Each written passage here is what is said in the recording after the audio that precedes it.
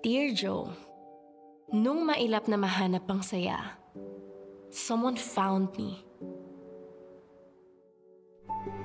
This is just the beginning of my story. The story of my heart. Xavier nga pala. Heart. Wow! Friends na kami! Ka masyadong feeling close. Eh, yung ganito. Mula na nagkakilala kami ni Xavier, hindi ko na namalayan na napapangiti niya na pala ako.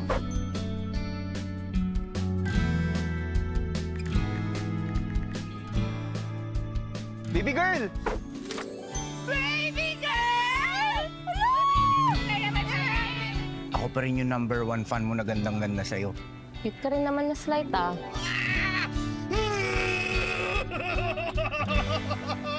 Kahit sweetheart pa ang lumabas dyan, kung di mo liligawan, di kayo magkakatuluyan! Hindi ko nga maligawan. Paano? Ang ganda-ganda niya. Perfect. Parang nasa kanya na lahat. Anak, alam mo, wala yan sa itsura.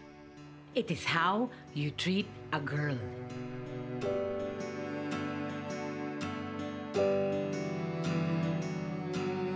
Yun na rin yata yung sinasabi nilang first love.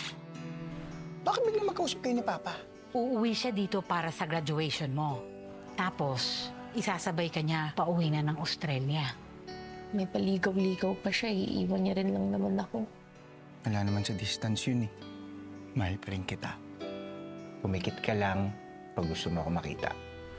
Let us always remember, kahit gaano kasakit, pain will always be the foundation on which beautiful things are made. Miss mo, no? His promises reassure me na babalik siya, na magkikita kami muli. Sabi malamig daw sa Australia sa March. Nagsuot mo yan, parang nakahag na ako sa'yo. Ba't man ako ginaganito? Ba't ka galit? Hindi kasi.